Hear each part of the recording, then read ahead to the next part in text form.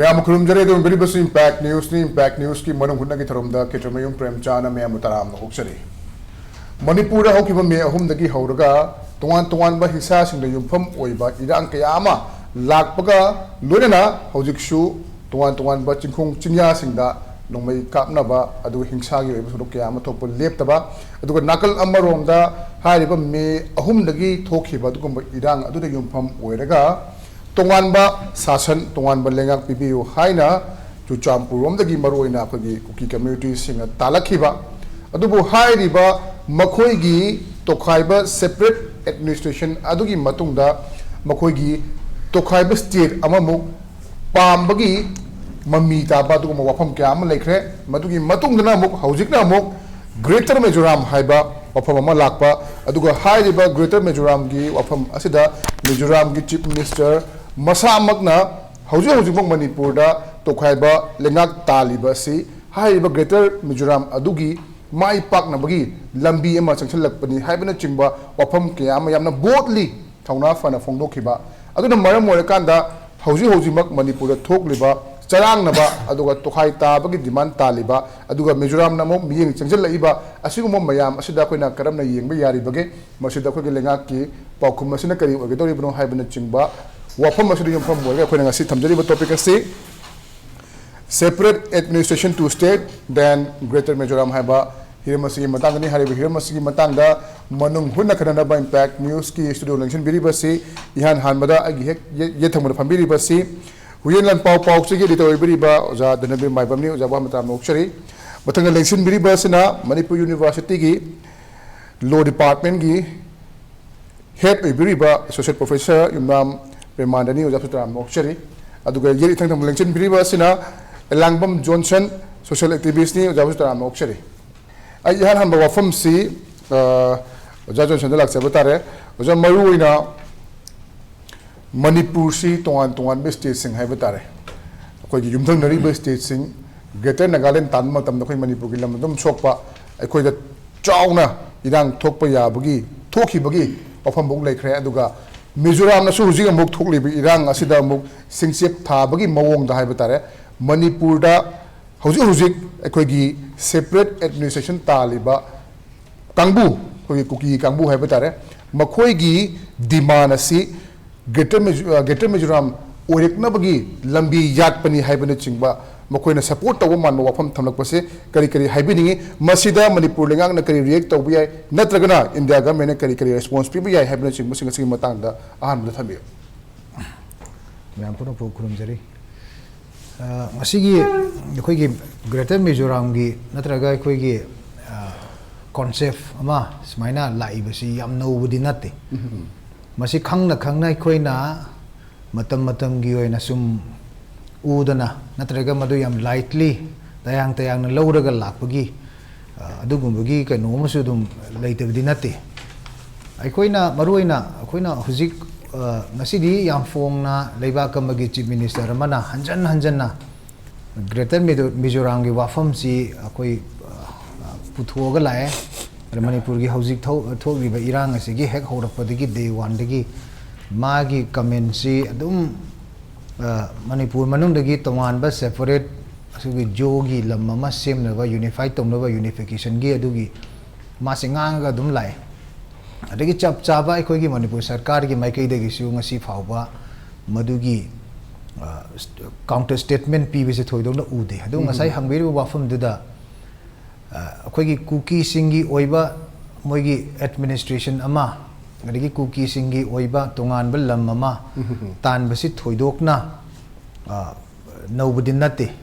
अखोइना खंगदौबसे even 1992 93 की Kuki Naga class थोखरबदा मतुंगदा अखोगी 1997 दगी नागा यूनिफिकेशन की प्रोसेस लाकु मतमदा कुकी की मल्टीपल टाइम्स ऑफ रिप्रेजेंटेशन से दिल्ली दे चले मैम की मेमोरी रिकॉल तो विरमगन खले मधुद मोइन पीरी से व्हाटएवर सेंटर का नागालैंड का डिसाइड तो द्रिंगद कुकी सिंगी डिसाइड तो है मोई हाना प्री कंडीशन थमे अदुना मणिपुर की अपुनबगी टेरिटोरियल इंटीग्रिटी की फंक्शन सिंग द कुकी इचिनाउक सिंग यावरे हाइरेकसु थमोइद वाफम मलई हायोसिदी मतमदुदगी हौना याम फजना कोइना खंगगा लाकिबो वाफम अमने अदुगा in between sigi matung da koi lakhan matung da gi di 2005 ta Assam Rifles ka kuki lal hobu singa tuminna tongnagi wafam da 2005 ta madugi wafam da Manipur State Assembly da puthore kamain tawdana bilateral agreement ama tongnagi bano haibedu gi di matamdu da akoi su civil society gi luchingba oidana yaujring da International Peace and Social Advancement IPSA gi General Secretary oiri matamdu da adani Manipur sarkar yaudana Manipur de operate tawgudaba lalhu lupsingna Manipur da ceasefire ma suspension operation ma tongnaba sidi yaroi sidi tawroi haidana irang se tongan tongan balup atai chu noin tawre adudagi di Manipur sarkar su moigi hanagi statement akoi kaim khangde haibado akoi khangdabi yaroi onthokki hojiki kaino se yamna hoji Manipur de am kana akoi hot oiba topic amani ko lei se ada sida demand ni is a kind of demand ni demand si legitimate oiba haibamuga illegitimate oibamuga amai lei ni ada Manipur gi ngam khai si thugairaga Greater Mizoram ga haigumba adagi di top state am semba kai wafam je ai di ese lo gi oza moina sidi lo de yadi lo de yadra ka su nampu sasu tawdu adu this another question ni ko duna haidi article 3 se khoina naina ba pawa sida ngasai parliament piri power si state amagi territory thugai ba top state semba maming hongba silo yaw article 3 of Indian constitution sida ada article 3 gi makha sida provision yaw provision is provided date na hobani ada yaw se sai gi state amagi maming hongba aduga magi territory honggadau leiragadi ngasai gi state assembly gi views haiman haisi yam somba poni ko views haibani adana adom da yeng kanda state assembly na view ma piraga expressing its view hai the view du moina supersede tawba yabra hai ma singba question yam le ada luri se khoi gi Telangana sem gi base Telangana sem si matam du gi state assembly Andhra Pradesh ki state assembly da di ya gi the matam du yam luri se Telangana sem state assembly na Telangana si thugai basi pam gi the matam du da ada atheng bada kaino moi tawna gi ba tawraga adum pia ga thamo nampu da sem gi India nampu sa su amu su adum yawri ana aduna pora mu oi ba si khoi khangmina ma chumba ade amana khoi gi international law da yeng ta ga di international law se maroi khoi kandu international law na kandu ni aduna ngasai gi akhoi gi article 3 ma lere adagi di article 1 ma lere 1 ne yam maroi ne kaina kan da mayam ne yenari ba major agreement tawi potu laktoi ne Manipur ki territory si major agreement tawda akhoi territory si kadai no si article 1 si da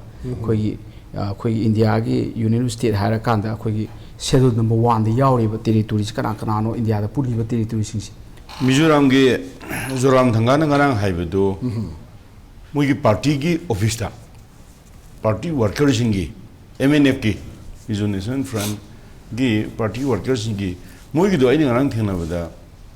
SNAM hai ko SNAM si IC silent orga nam haidorira moi jogi mijogi moi lon mo ramgani adugi ran nam bang thokpone party gi workers sing ne saru yaba nam ran haigadra adugi pangthokpodugi address tawudu de ma haise adugi pangthokpodugi address tawudu da ma haibisi I am not afraid NDA NDA is BJP led alliance ni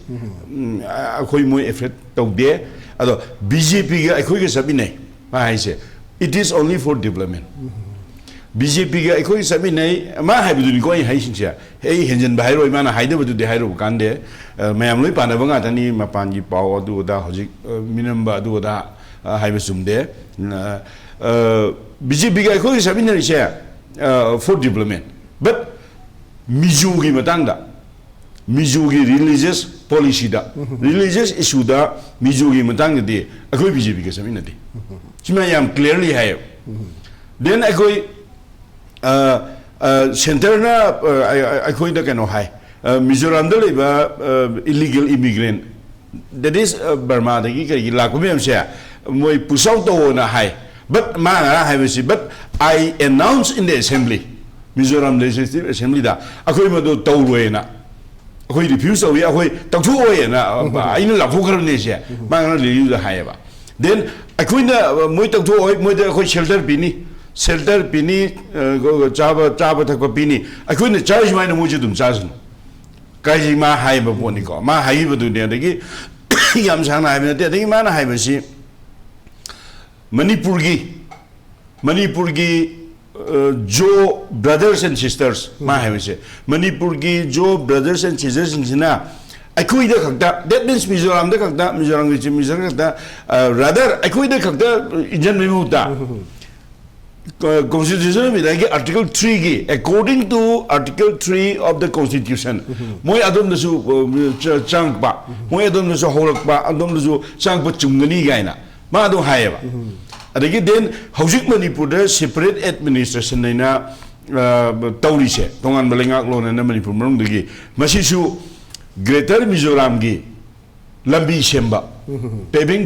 part मा paving way towards the greater Mizoram gi aduri ge jo hai